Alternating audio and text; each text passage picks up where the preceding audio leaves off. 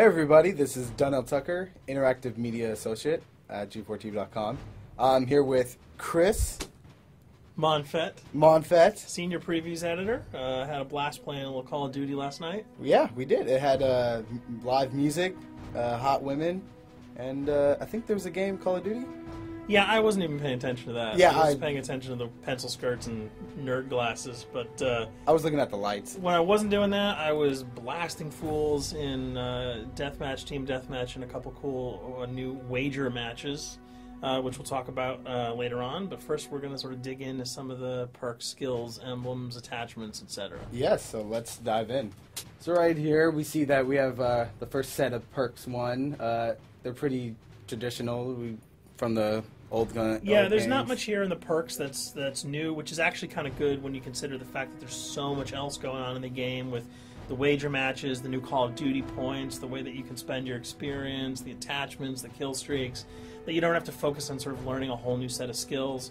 There's tons more new stuff that you can dig your teeth into later on. So you'll see here, he's just kind of scrolling through a lot of sort of familiars. There's some of the sort of old favorites have been renamed, but for the most part, everything you've known and played in other Call of Duty games are here. So you'll see here when you go back to Lethal, you got your frag and your semtex. Those are pretty everyday equipment. But we've also got Tomahawk, which is sort of totally new. It's sort of like a next-gen version of the knife. It's throwable, super fast to use, and it can take a dude out in one hit if you get him in the right spots. And to use it, I believe you use the right bumper. Yeah, all offensive weapons are mapped to the right bumper, and strategic weapons are now mapped to the left bumper. Okay, and pretty much the only time I used it was in Sticks and Stones in the wager match. Yeah, there's a great new wager match called Sticks and Stones, which sort of equips you with 2 weapons and a tomahawk. When you kill with the weapons, you get points. When you kill someone with a tomahawk, you basically bankrupt all their wealth. So it's really good for strategizing your way through those levels. So you'll see here, Wily Pete, Nova Gash, Flashbang, Concussion. All those are pretty standard until you get to Decoy. Decoy is I think is going to really open up some strategy here. Essentially, you can throw out a decoy, and it's going to sort of fake your opponents into thinking that there's gunplay going on somewhere in the map. So if you sort of want to redirect where these guys are going, sort of turn them around, have them come to you so that you can do an ambush, you just sort of lob your decoy over. They're not going to want to run in a gunfire. They'll turn around, hopefully right into your muzzle. That's something I probably want to try out a couple of times. See if they actually go with the bait. Yeah, people just run. It'll really sort of test how reactive people are to running into firefights, because some people are just super aggressive and they're going to run towards those red dots rather than away from them. And it'll really sort of test your ability to be strategic about when and where you use them. Now, here's something new. It's called the camera spike. Ah, yes. It's sort of super useful. I used this a bunch yesterday. You plant it down, and it basically takes over your mini-map with a sort of picture-in-picture window of wherever you planted your camera. So if you want to know if people are running through a certain alleyway, coming around a corner, if you're hiding somewhere and you just want to cover your back, you can plant a camera right behind you. It's a really, really kind of good way, especially if you're a sniper and you're in a position that you can get sort of snuck up on or sneaked up on. You can put that camera down and sort of cover your ass. Yeah. I was also using it for home videos. Because, I don't know, for some reason, I was just like, hey, there's me, let me say something to the Call camera. Call of Duty night vision action going on. Exactly. Yeah. And the C4, the tactical insertion, those are things that you'll have remembered from other games. What we got here, though, is the motion sensor, which kind of acts like a little mini UAV, so you can toss that out, and it'll give you a small radius just to sort of see if there are people coming. Super useful if you're hiding, say, behind a corner, beneath a windowsill, and you want to know if someone's sort of on their way so that you can just ride up and blast them. Throw that out, the red dot appears, you know you got a kill in your sights.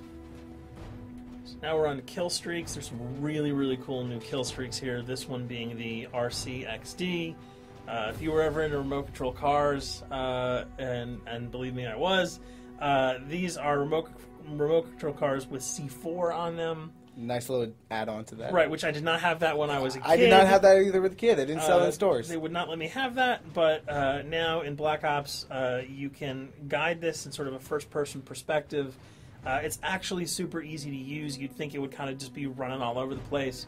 but you can brake, reverse, go back, go forward, and you can choose to detonate it whenever you want. So it's not like if you accidentally run into a wall, it's going to explode. But if you see one of those coming your way, if you've got a machine gun, just start spraying bullets. Hopefully you can detonate it before it hits you. So you suggest not people to run, because that thing will catch up. Yeah, that thing's really fast, and it goes upstairs. It's really easy to navigate with. So if that thing So it's like shoot, and if you miss... Yeah, if it's after you, you're dead unless you can blow it up. Counter spy plane, that's basically a revamped version of the UAV. That's nothing new. This, however, the SAM turret... SAM turret, which I like really much, because it destroys practically not every aircraft in there. I think Blackbird can't be destroyed. Yeah, there are some things that you can't blow up, but care packages, chopper gunners, that's going to really help out. It's it's basically for people who didn't want to run around with their rocket launcher and try to take down choppers. You can sort of plant that in hopefully like a high position that has good angles on the sky, and hopefully it'll take out some of the things that are blowing you and your friends away.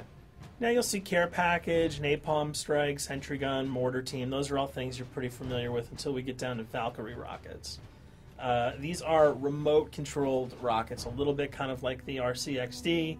These are a little bit more sensitive, though. They're going to do a lot more damage if you can hit your enemies or you throw them into a group of people. But they're fast. You can't put the brakes on them, and if you hit something, those things are going to blow up.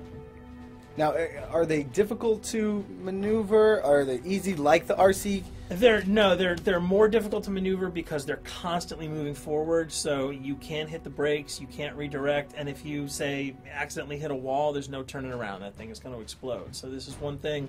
Open spaces are really key, but if you're really good... Right, you've got a bigger blast radius, though, so if you kind of miss by a couple of feet, it's not going to matter because the guy's going to be vaporized anyway. And with 7 kills and 4,000 CP, it's going to take a little while to build up to it, but, hopefully you'll be able to practice a little bit and really kick some ass.